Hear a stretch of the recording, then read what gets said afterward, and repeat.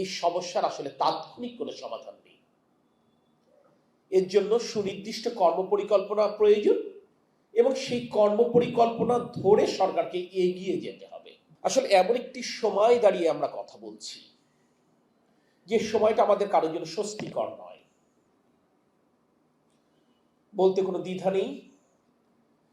বিদ্যুতের চাহিদা এবং সরবরাহের মধ্যে একটি বড় ধরনের গ্যাপ রয়ে গেছে। একইভাবে জ্বালানিরও সরবরাহ এবং চাহিদার মধ্যে কিন্তু একটি বড় ধরনের গ্যাপ রয়েছে।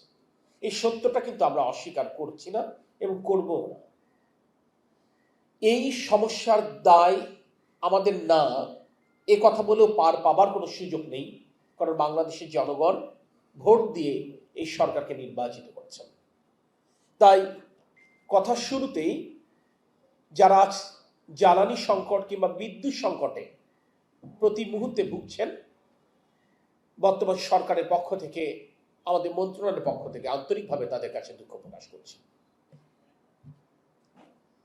কিন্তু আজকের যারা বিশেষজ্ঞ, যারা রাজনীতিবিদ নন, রাজনৈতিক কর্মী নন, কিংবা ধানের শীষ প্রতীকে জয়লাভ করে সরকারে বসেননি, সেই মানুষগুলো একটি জিনিস স্পষ্ট করেছেন, এই সমস্যার আসলে তাৎক্ষণিক কোনো সমাধান নেই। এর জন্য সুনির্দিষ্ট কর্মপরিকল্পনা প্রয়োজন এবং সেই কর্মপরিকল্পনা ধরে সরকারকে এগিয়ে যেতে হবে। কি করা উচিত সে ব্যাপারে তারা তাদের সুচিন্তিত মতামত দিয়েছেন। মাননীয় প্রধানমন্ত্রী বিজনেস লিডারদের সাথে ইতিমধ্যে যে 3 দফায় কথা বলেছেন, সেখানেও ঘুরে ফিরে এই বিদ্যুৎ এবং জ্বালানি খাত নিয়েই মূল আলোচনাটা হয়েছে। সেখানে তিনিও যেমন বলেছেন, আমরাও আমাদের উদ্যোগের কথা বলেছি এবং সেখানে জিজ্ঞেস করা হয়েছে যে আসলে সরকারের তরফ থেকে আর কিছু করবার সুযোগ আছে কিনা।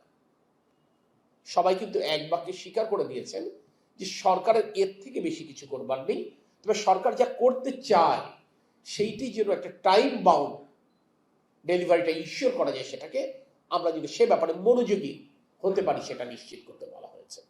কিন্তু আমি আপনাদেরকে এইটুকু আশ্বস্ত করতে পারি, আমরা দায়িত্ব নেবার পরে আমরা যে সংকট তাৎক্ষণিক সমাধান সূত্র আমাদের পাশে না থাকলেও আমরা চেষ্টা করেছি কষ্ট কিভাবে লাঘব করা যায়। সরকারের দায়িত্ব নেবার 10 দিনের মধ্যে কিন্তু মধ্যপ্রাচ্যের সংকট শুরু হল, আপনারা দেখেছেন।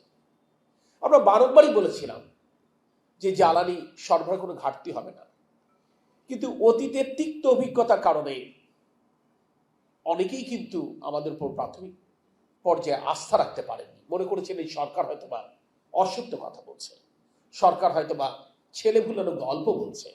কিন্তু আমরা দায়িত্ব নিয়ে বলেছিলাম এটা 2 দিন, 7 দিন, 14 দিন কি 38 দিনের স্টক আছে কিনা সেটি বলে আলোচনা করে মানুষের মধ্যে আতঙ্ক সৃষ্টি না করে সরকারের উদ্যোগের উপর আস্থা রাখুন। নিশ্চিত করতে পারি যে একদিনের জন্য জ্বালানি সংকট ইনশাল্লাহ হবে না। একজন বিশেষজ্ঞ মত দিয়েছেন, ওনার কথাটা শুনে আমার ভালো লাগলো এই কারণে, উনি প্রকৃত অর্থই আমাদের কাজটি বলেছেন। আসলে আমাদের কাজটি হচ্ছে সাপ্লাই এন্ডে, আমরা সরবরাহটা আসলে নিশ্চিত করব, কিন্তু সরবরাহ নিশ্চিত করবার জন্য তো আসলে অর্থের যোগানটি থাকতে হবে। সেই যোগানের ক্ষেত্রে আসলে সেই জায়গাটি আমাদের হাতে নেই। সেই কারণে একটা সরকার, আমরা ঠিক মধ্যবিত্ত পরিবার যেমন সংসার চালাতে প্রতিটা ক্ষেত্রে তাকে ম্যানেজারের স্কিল লাগে, এটাও মনে করে একটা মধ্যবিত্ত সরকার যাকে প্রতিটি জিনিস ম্যানেজ করতে হচ্ছে। আমরা আলোচনা করেছি যে প্রতি বছর প্রায় 150 মিলিয়ন ঘনফুট আমাদের কিন্তু পার ডে জেনারেশন আমাদের প্রোডাকশন কমে যাচ্ছে আমাদের দেশীয় কূপগুলো থেকে।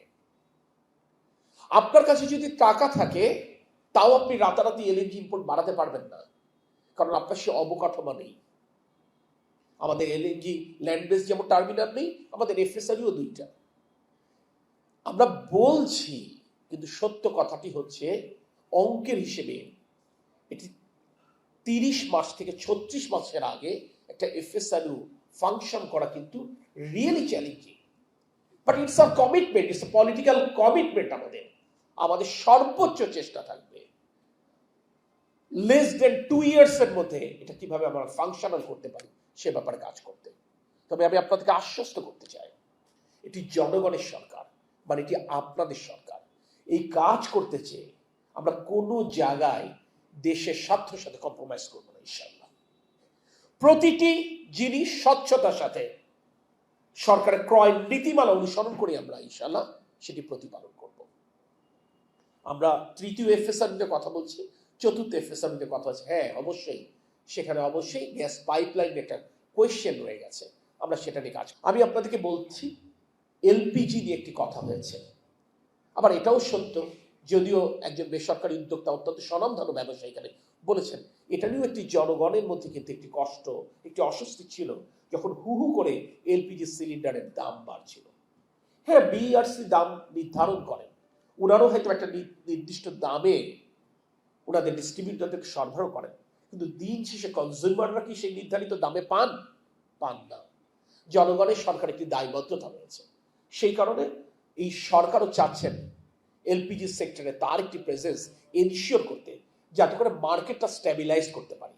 অর্থাৎ সাপ্লাই এন্ডে উনি নিজেই বলেছেন যে অনেকগুলো অপারেটর রয়েছেন যারা সকলে আমদানি করেন না, মাত্র 5-6 জন আমদানি করেন, বিভিন্ন কারণে আমদানি করছে না, কিন্তু they have got the infrastructure, they have the train people. আমরা সেই ইনফ্রাস্ট্রাকচার এবং পিপলকে কাজে লাগাতে চাই।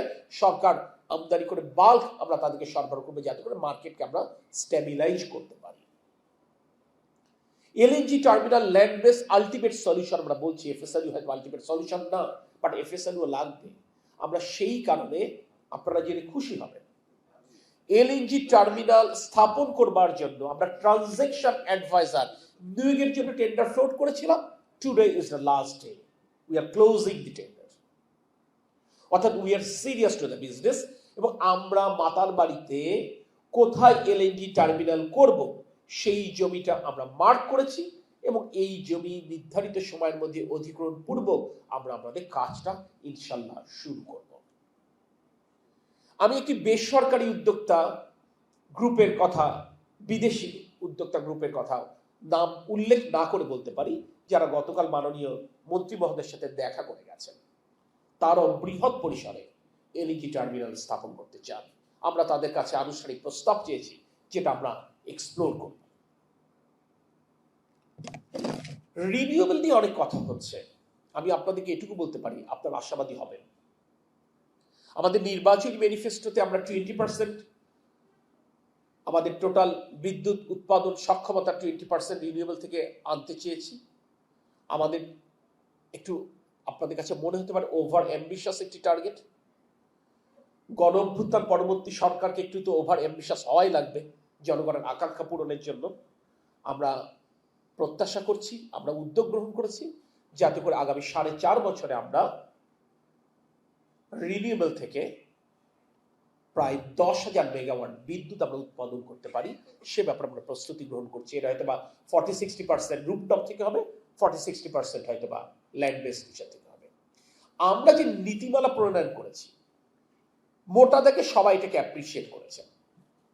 হয়তোবা এখানে আরো কিছু মাইক্রো লেভেলে কাজ করবার প্রয়োজন থাকবে।